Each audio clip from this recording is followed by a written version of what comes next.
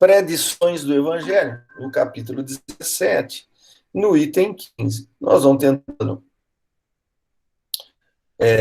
colocar, e qualquer coisa, vocês vão comentando, que eu acho que é bacana. Deixa eu tentar puxar um pouquinho mais para cá.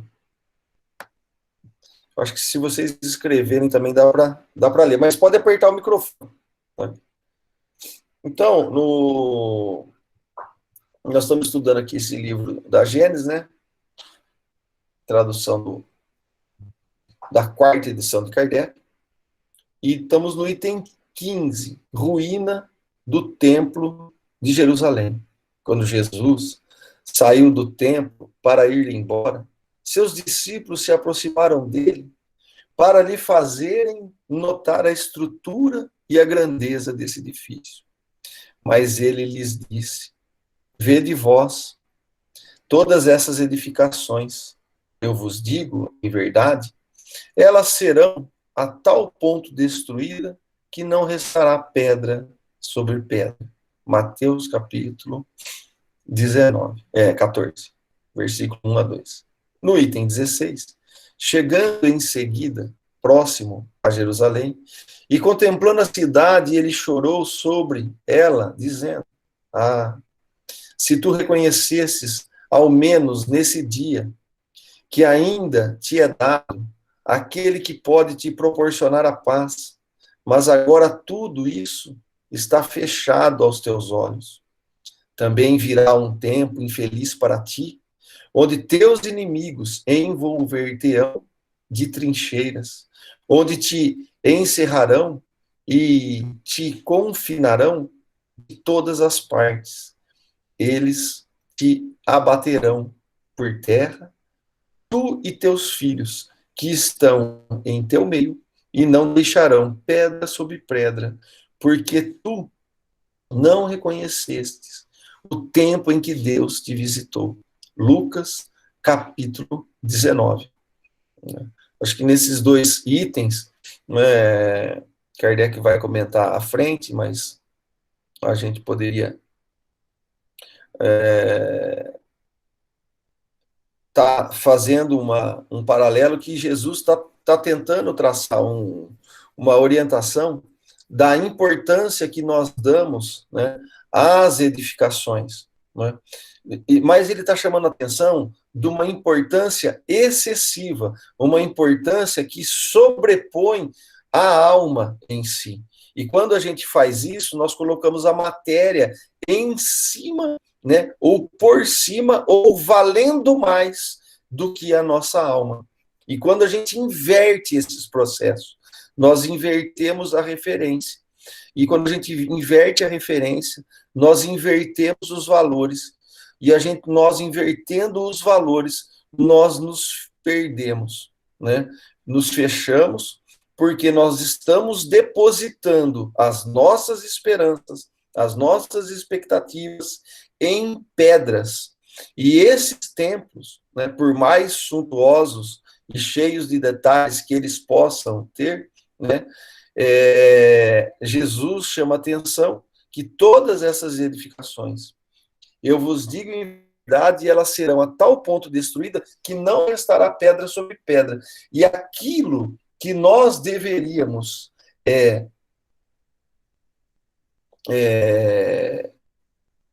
tá contemplando, não é? Está ali realmente analisando, engrandecendo, vendo e reconhecendo toda a estrutura, né, dos nossos próprios talentos de percepção da nossa alma e o dos próximos, né, de todos os seres viventes, nós, muitas das vezes,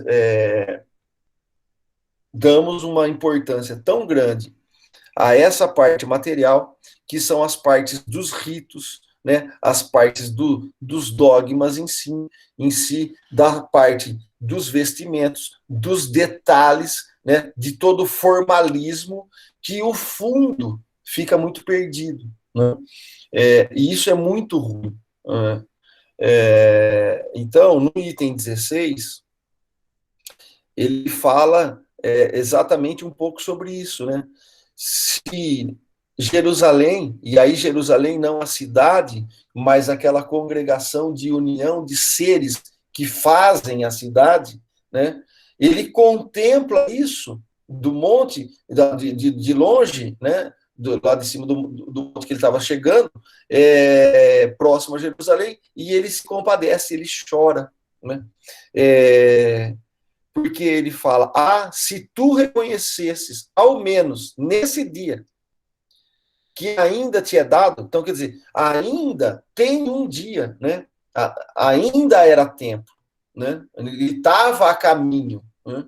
E aquele que pode é dado aquele que pode te proporcionar paz, porque Jesus está fazendo ele está trocando o referente, né? Ele toda hora ele está tentando nos orientar que a referência nossa tem que ser a nossa essência espiritual e a referência tem que ser Deus. Mas um Deus brando, um Deus bom, um Deus justo, um Deus que, se nós seguirmos, né, as orientações e a sua legislação, vai nos proporcionar paz, mesmo no mundo de prova e expiação. Porque não é a paz do corpo, não é a paz do conforto físico, porque no mundo teremos atribuições, atribulações, e teremos aí provas e alguma expiação. E expiação no sentido de sofrer as vicissitudes que a matéria ela é inerente. Então nós vamos adoecer, nós vamos ter momento de dificuldade, nós vamos envelhecer, né? E nós vamos chegar a uma hora que nós vamos desencarnar. Esse é um processo natural. Né? Mas a paz não está no corpo, não está nos sentidos, porque nós podemos até estar doente, mas poderemos estar em paz.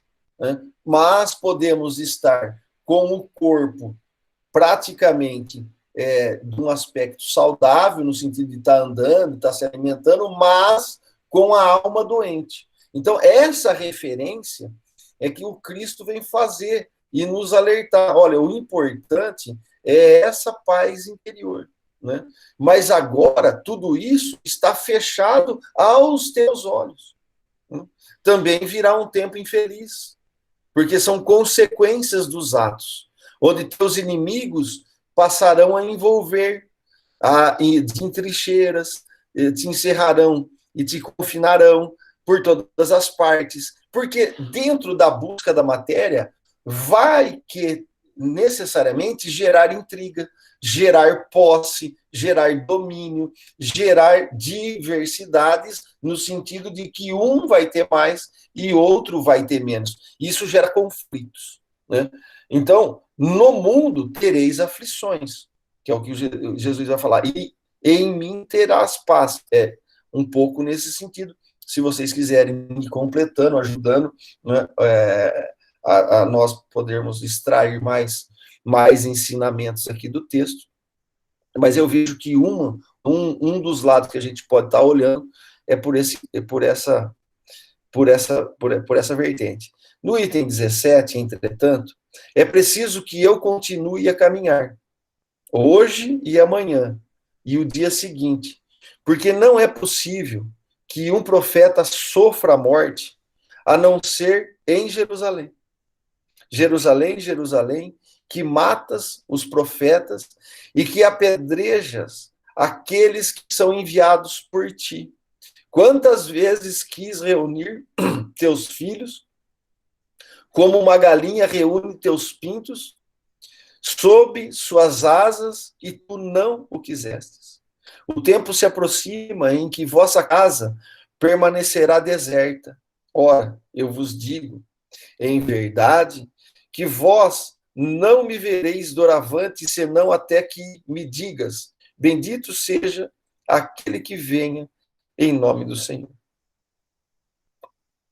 Quando virdes um exército cercando Jerusalém, sabeis que sua desolação está próxima.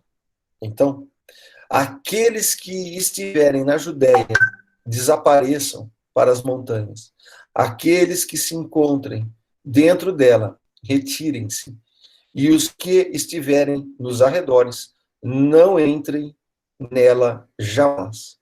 Porque serão, então, os dias da vingança, a fim de que tudo o que está na Escritura seja cumprido. Infelizes daquelas que estiverem grávidas ou nutrizes em seus dias, porque esta terra será abatida pelo mal, e a cólera do céu cairá sobre esse povo. Eles passarão pelo fio da espada, serão levados cativos para todas as nações, e Jerusalém será esmigalhada aos pés dos gentios, até que o tempo das nações sejam cumpridas. Isso está em Lucas, capítulo 21.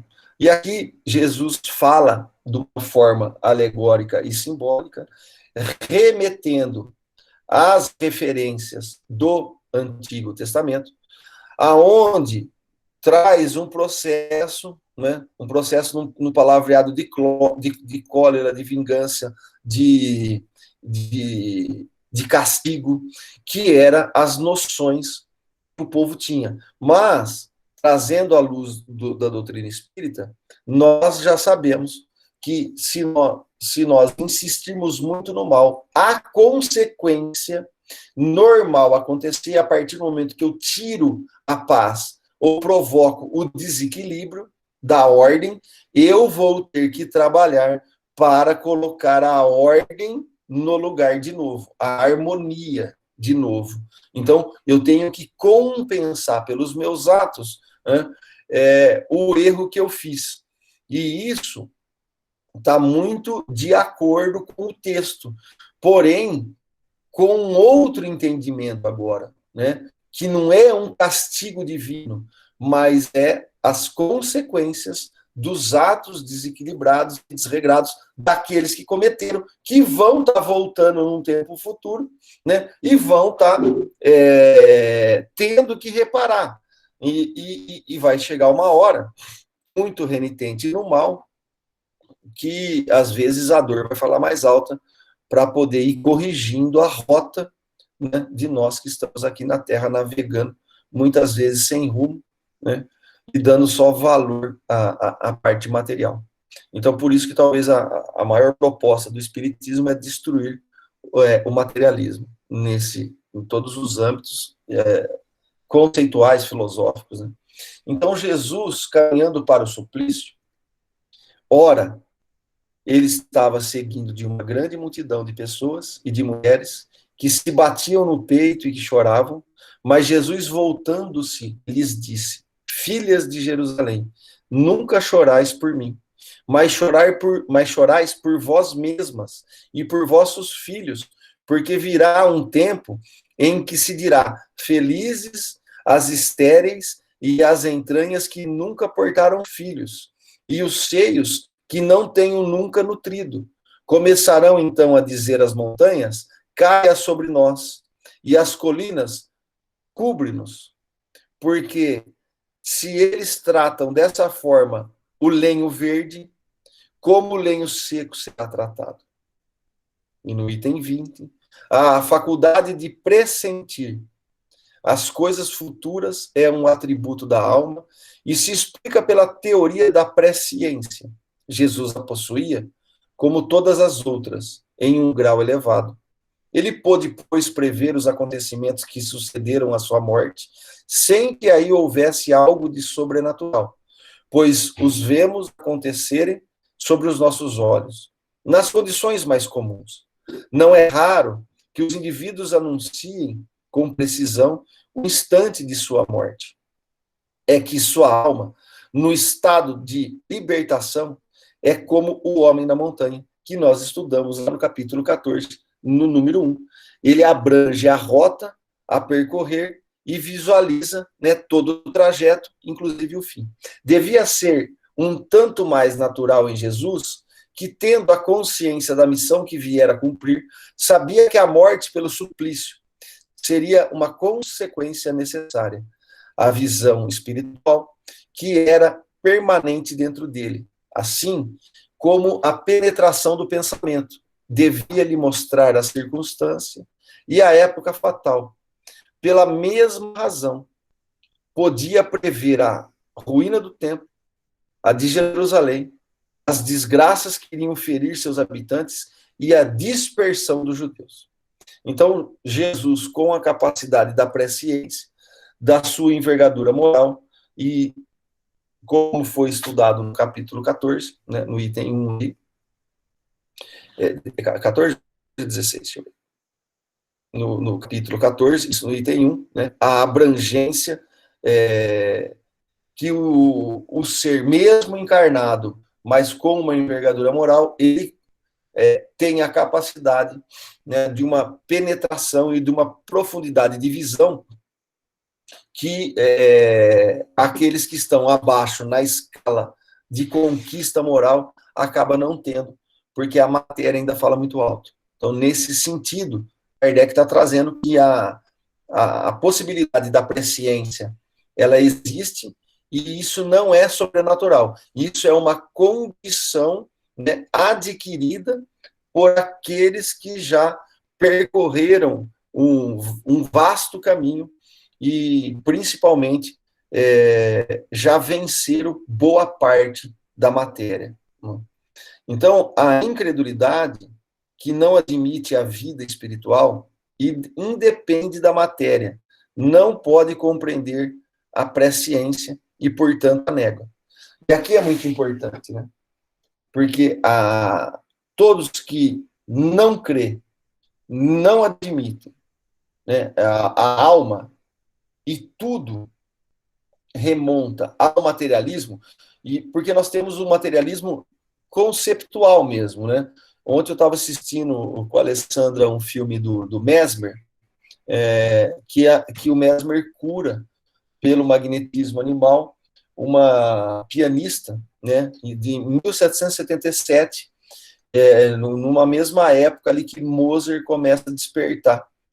E os pais da menina, né, quando levam à casa de Mesmer, ele fala, inclusive, que ele acredita na teoria do ovulacionismo, né, e do espermicida, aonde os talentos adquiridos pela filha, no sentido que ela tocava muito bem, era a herança do esperma do pai, e não da mãe, porque da mãe não servia para nada, mas era só também, né, a parte do sexo masculino. Então, essa é uma cultura que a alta classe, a alta ciência, ela tinha, naquele período, nós estamos falando de 1777, né, esse conceito tido como válido na ciência.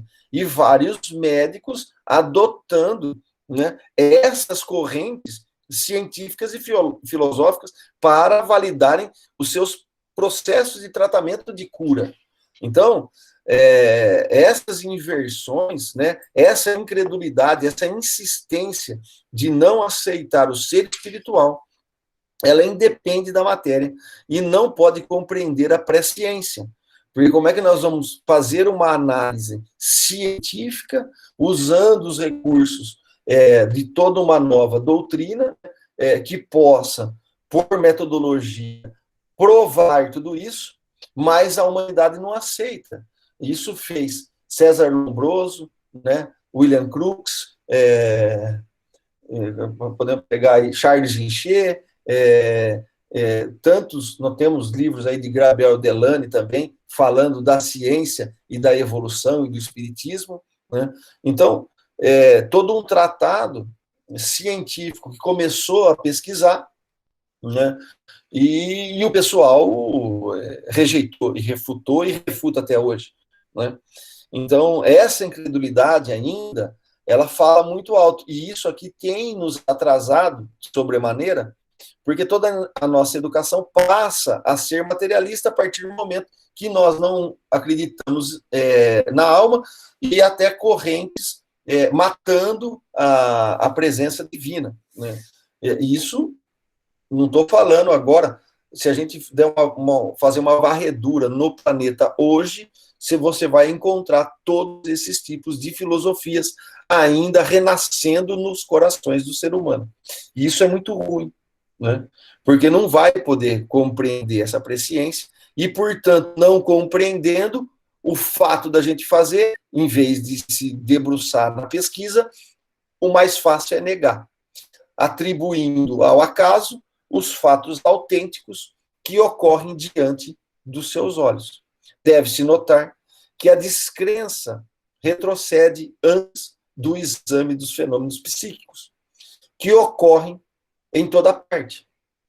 Então, você vê que nesse item, né, deve-se notar que a descrença retrocede antes do exame dos fenômenos psíquicos, que ocorrem em toda parte, sem dúvida por medo de que esses fenômenos, né, que nesses fenômenos a alma surja e lhes desminta. Então, isso é muito forte, né? A nossa própria medicina, e a nossa própria psiquiatria, psicologia, ela tá muito ainda, tem uma corrente materialista muito forte, né? Então, essas ciências acabam nos prejudicando de certa maneira, e os acadêmicos que estão nas pontas, formando novas gerações, também, se não tiver abertura para isso, vão criando prosélitos, né, alunos que pensam em um determinado momento da sua vida dessa mesma maneira. Eles só vão se libertar a hora que eles buscarem por si mesmos, né, um outro caminho. E isso acaba demorando. Infelizmente, poderia ser melhor, né, poderia ser mais rápido se nós estivéssemos com os olhos abertos e na esperança de depositar toda a nossa ciência e as nossas inter-relações na existência dessa alma e realmente estar buscando. Enquanto nós estamos gastando bilhões e bilhões de dólares em busca de fazer um novo planeta em Marte, né, e nós poderíamos estar gastando recursos para mergulhar e pesquisar o ser humano na sua essência espiritual. Mas, né, nós vamos chegar lá. Então, maldições aos fariseus. Se alguém quiser falar alguma coisa aí, aperta o botãozinho aí. João Batista, vendo vários fariseus e saduceus que vinham ao seu batismo, ele lhes disse: raça de víboras, quem vos ensinou a escapar da cobra que deve cair sobre vós? Façais, pois, dignos frutos de penitência, e não penseis dizer a vós mesmos: nós temos Abraão por pai, porque eu vos declaro que Deus pode fazer nascer dessas pedras mesmo filhos de Abraão, porque o machado já está posto à raiz das árvores. Toda árvore, pois, que nunca produzir bons frutos, será golpeada e lançada ao fogo.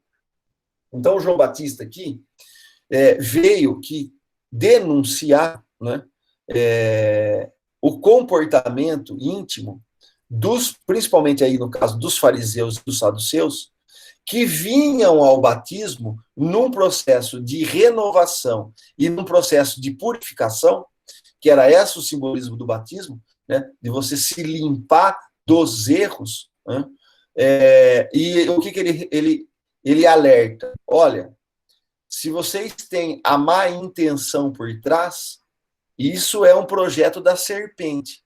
Então, vocês são filhos da serpente, portanto, a vossa raça é das víboras. E aí ele continua: quem vos ensinou a escapar da cólera que deve cair sobre vós? Na simbologia do Antigo Testamento, né, o erro teria que ser colhido, né, pelo executor do erro. E o que eles queriam? Através de um batismo, se livrar da responsabilidade de refazer o erro, trocando os vícios por virtudes, os atos errados por atos bons.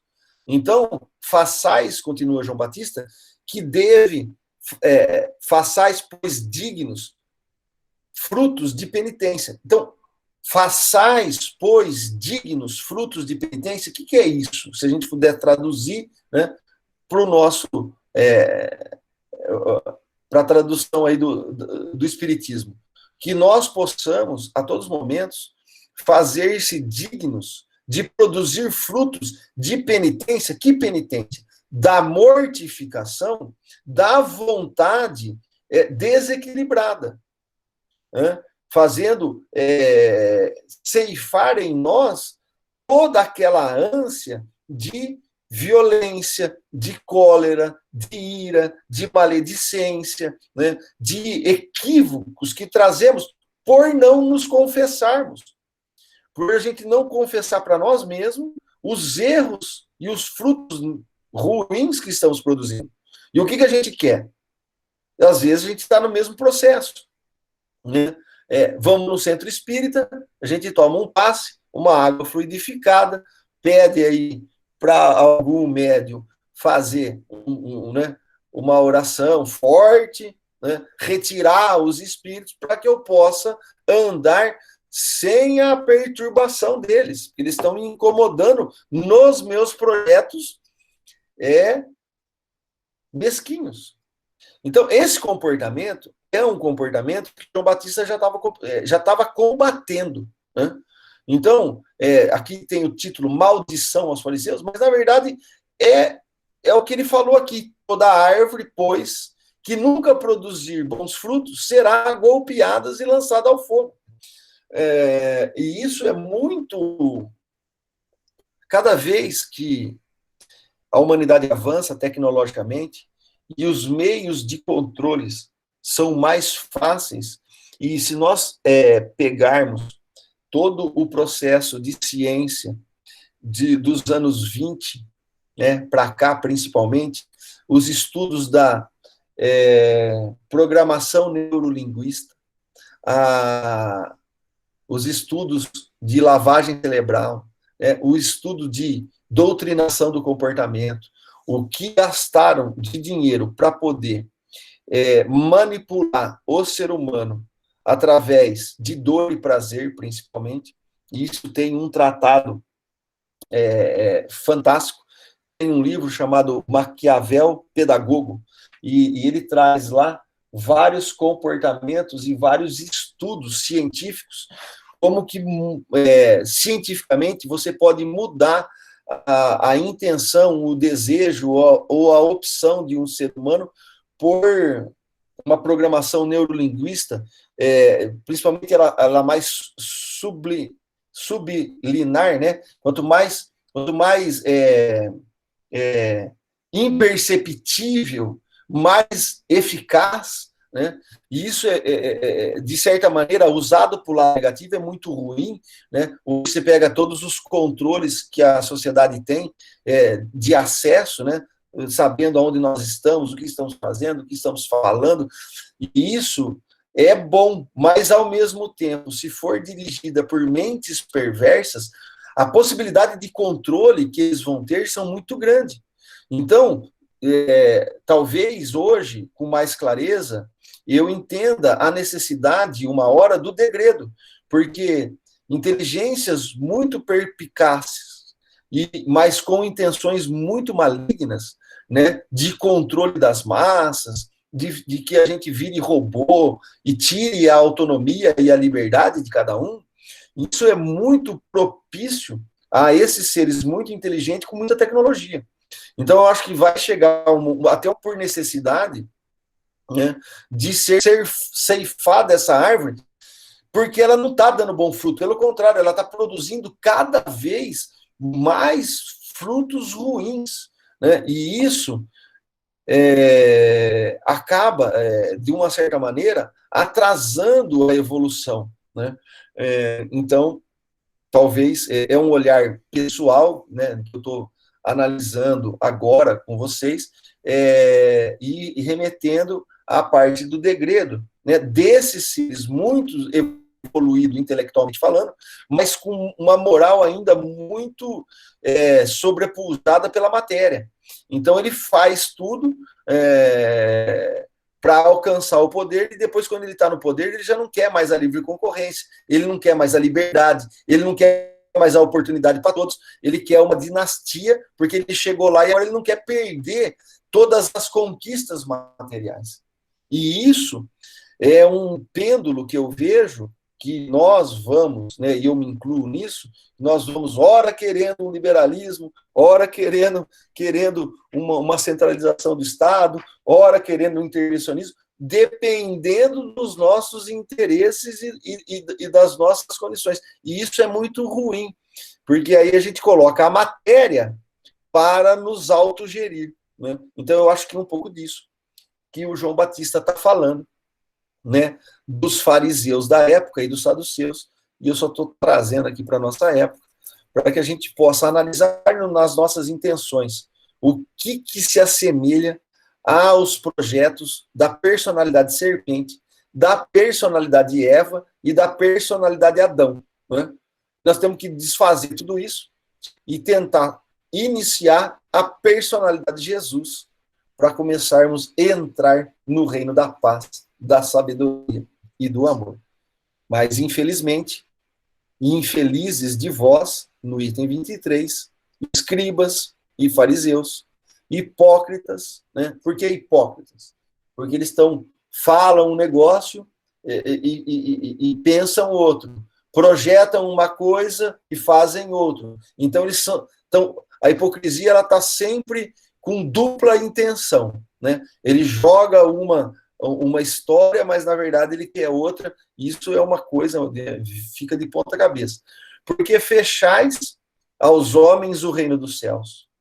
Porque vós mesmos nunca lá entrareis, e vos opondes ainda àqueles que lá desejam entrar. E isso é muito forte, porque às vezes o materialista que não crê nem na existência de Deus, no seu raciocínio, né? E também não acredita na alma, se ele parasse por aí, ainda estava tudo bom, mas ele move montanhas para que os outros também não tenham acesso. E aí é uma coisa muito ruim, né? Porque se você tem uma crença íntima e você guarda para você, é uma coisa. Agora, você que tem uma crença íntima e a gente quer enfiar na goela para os outros, nós somos um verdadeiro déspota nesse sentido, né? Porque nós queremos impor a nossa vontade no outro. Então, eu acabo sendo quase que o Herculano fala da moral exógena e a endógena. Então, eu quero impor a minha vontade. Quando eu estou impondo a minha vontade, eu passo a ser uma espécie de hipócrita, porque eu fecho a oportunidade de alegria, por exemplo, para minha filha e para minha esposa, porque eu estou infeliz naquele dia. Então, como eu estou infeliz, todo mundo tem que estar infeliz ao meu lado.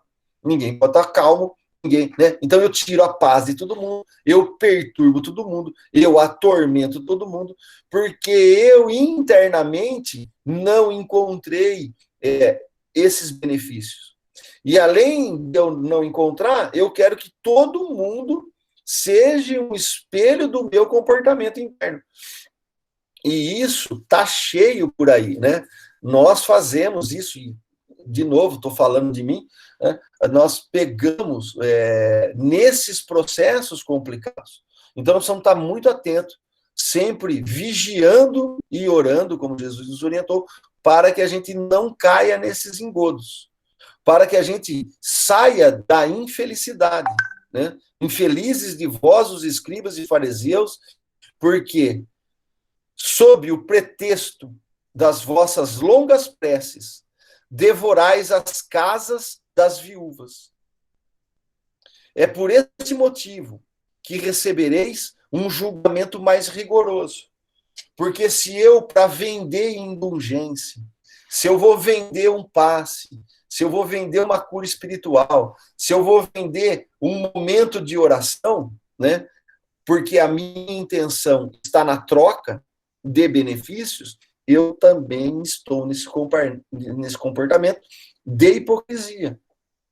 E o pretexto, talvez não tão latente igual antes, né?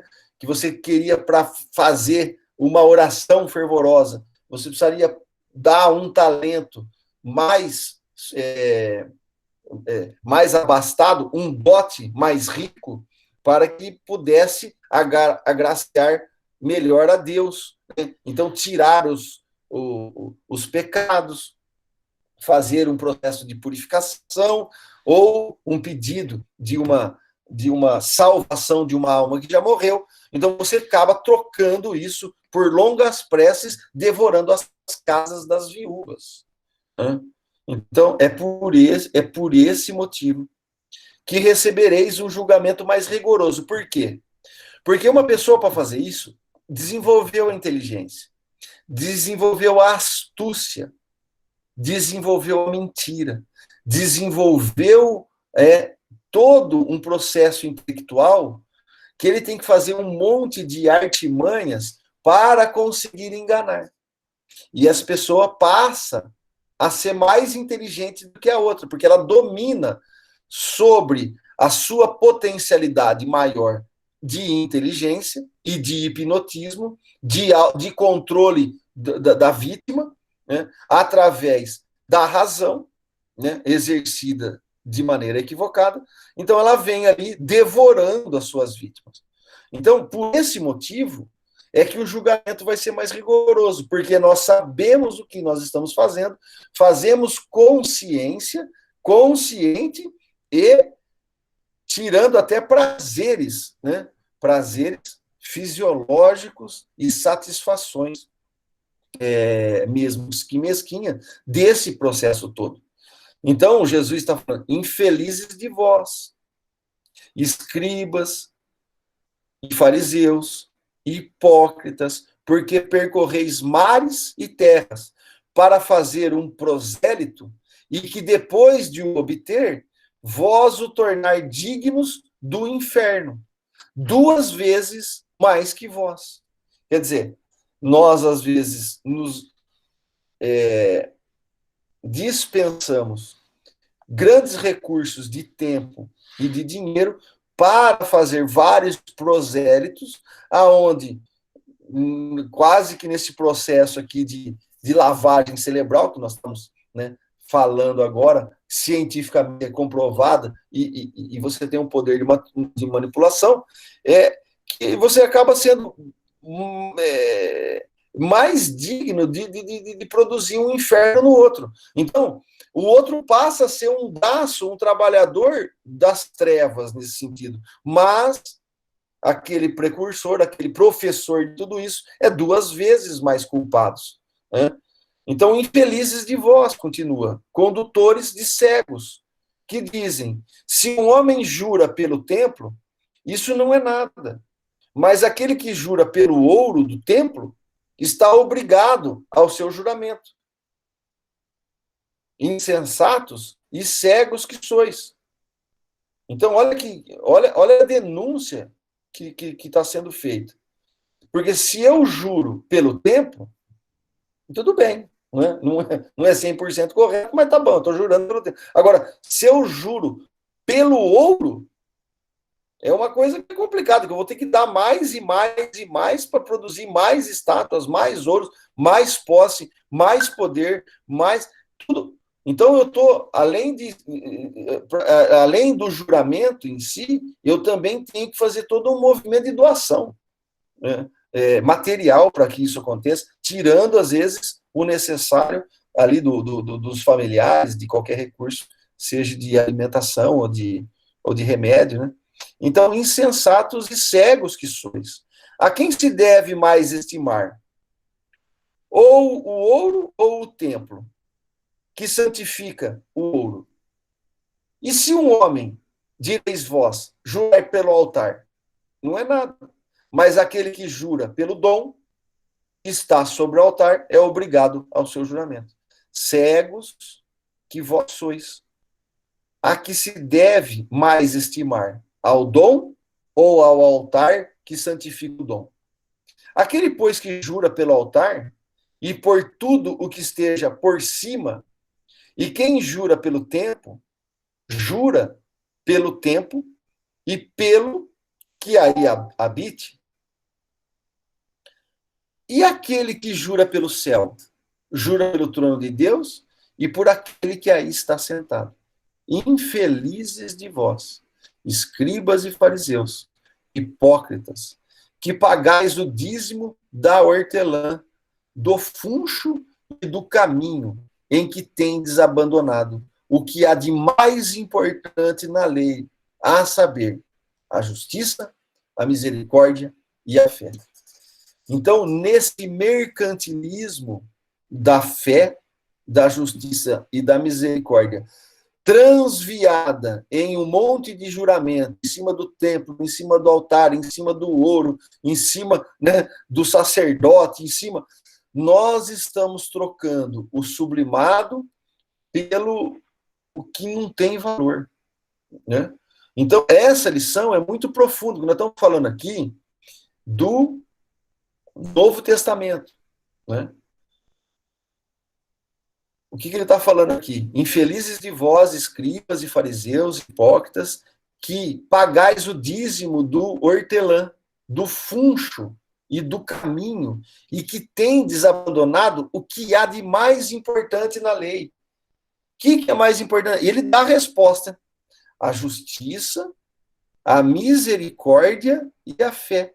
Então, aqueles que deveriam representar a justiça são injustos em todos os seus tratados, em todas as suas obras e em todos os seus comportamentos. Porque eles buscam na injustiça a justiça deles.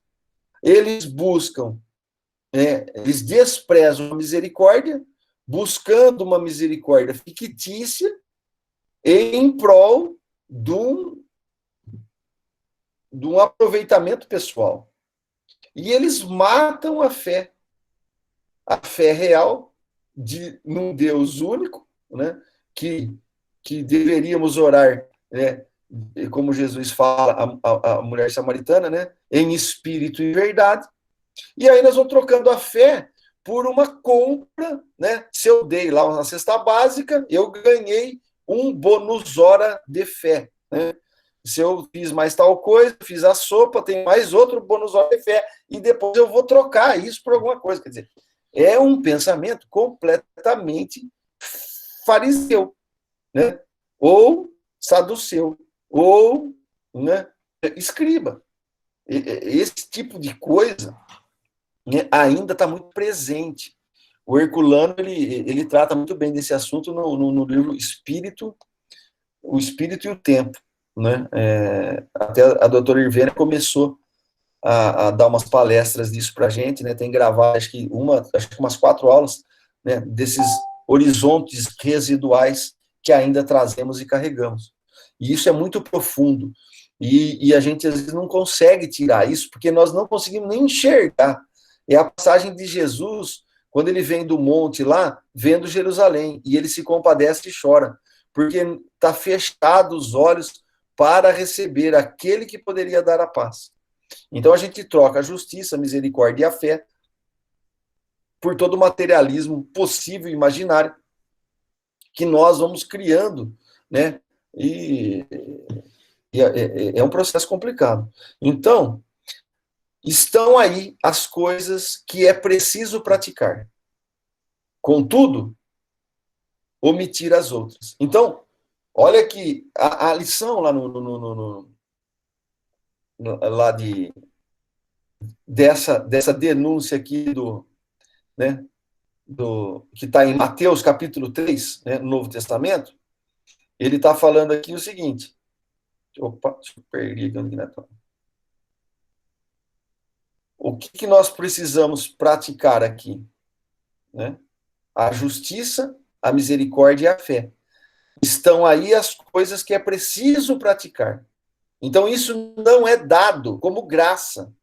Já fala lá, né, lá no Novo Testamento, que isso não é dado por Deus como um dom, mas é preciso praticar.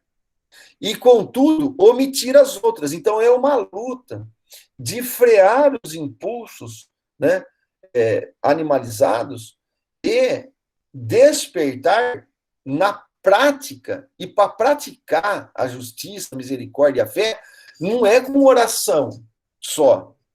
Você tem que ser na ação. Porque a oração, eu também acho que foi o termo dessa palavra, a oração é a ação da hora. Né?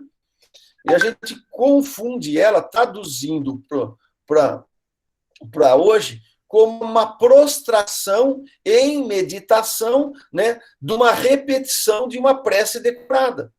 Isso é muito ruim. Né? Então, a oração, né, essa ação da hora, na justiça, na misericórdia e na fé. Isso é o que nós precisamos praticar. Né? Isso é igual um nadador, né? Precisa lá, 8 horas de prática, né, para o cara ir para Olimpíadas. Então, se nós não praticamos nem 1 hora por dia, nessas conquistas de virtudes, de justiça, de misericórdia e de fé, o que nós estamos fazendo? Porque são 24 horas que nós temos, trabalhando ininterruptamente para formar os nossos caracteres. Se nós não estamos praticando a justiça, a misericórdia e nem a fé, nós estamos com todo o tempo livre para santificar todas essas outras coisas aqui que ele está nos colocando em xeque, né? O que vale mais, né? O ouro, o altar, o templo. Né? Então ele vem colocando isso. Né? Então ele continua: condutores cegos que tendes grandes solicitudes em examinar o que bebeis, de medo de sorver um mosquito, e que, no entanto, engoles um camelo. Infelizes de vós, escribas e fariseus, hipócritas, porque limpai por fora o copo e do prato, e estáis no interior cheio de rapina e de impureza. Fariseus cegos, limpai primeiramente dentro do copo e do prato, a fim de que o exterior esteja limpo também.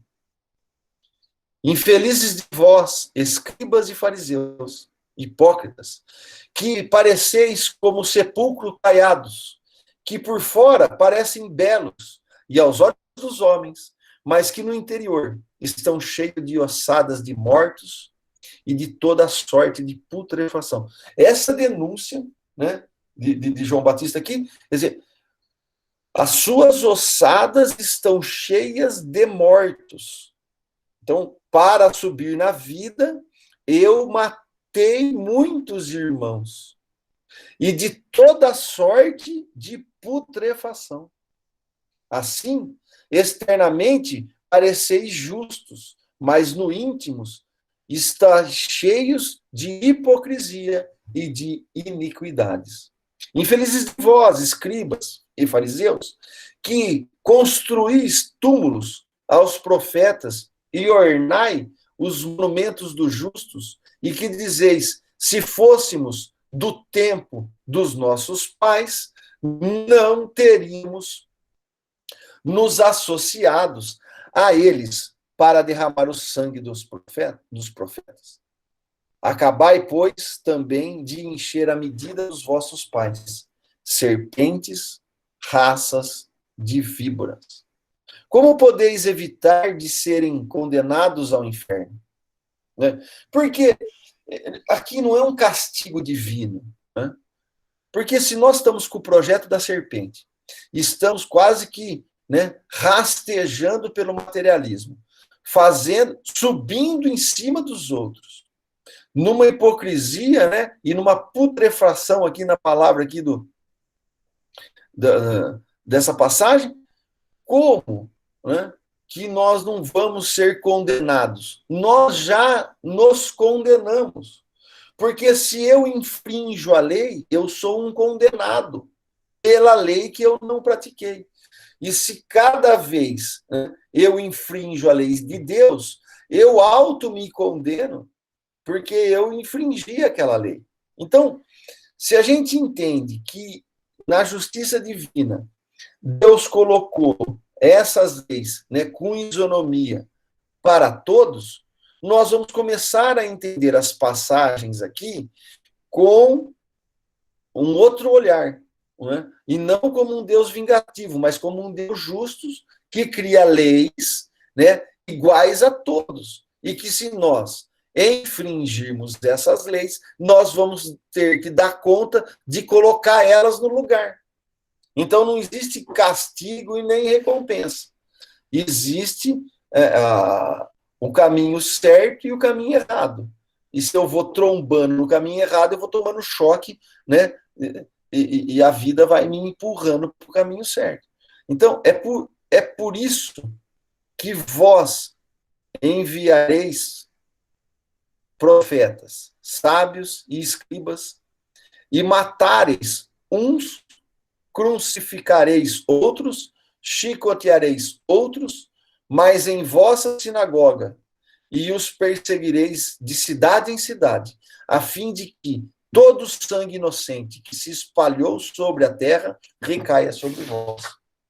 Desde o sangue de Abel, o justo, até o sangue de Zacarias, filho de Barraquias, que matastes entre o templo e o altar.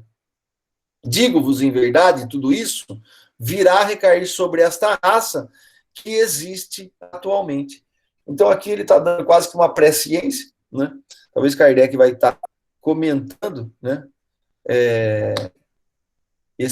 Essa passagem, né? Mas ele está colocando vários versículos para fazer o comentário mais para baixo. Então, tem aqui a 24. Eu acho que a gente podia parar nessa. Ela é bem comprida, né? Eu acho que vale a pena todos nós lermos depois, né? Essa passagem aqui, deixa eu pegar aqui, o 23, infelizes de vós, escribas e fariseus, isso está lá no... É melhor pegar na Gênesis, porque Mateus capítulo 23, talvez esses versículos, como eu alertei, Kardec usava outra tradução de Bíblia. E as colocações dos versículos, e provavelmente de alguns capítulos, eles não estão na ordem de hoje. Porque isso, em traduções e retraduções, eles vão mudando isso.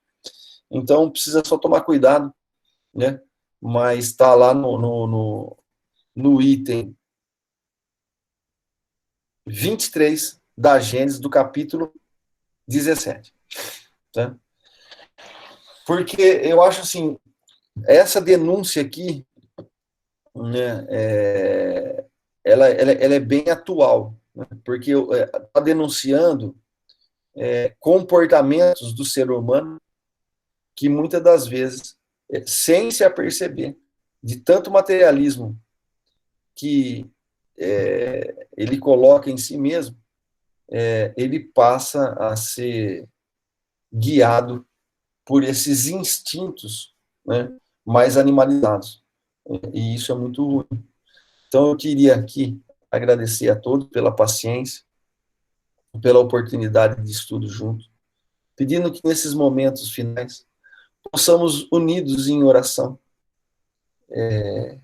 para todos os nossos conhecidos, amigos, parentes, que estão passando dificuldades nesse momento, tantos acamados, tantos sofrendo perturbações, tantos em desequilíbrio, tantos temores, tantos tormentos, tantos receios e tantos suicídios que dia a dia vão se consumando pela ausência de Deus, pela ausência do ser espiritual e pela vida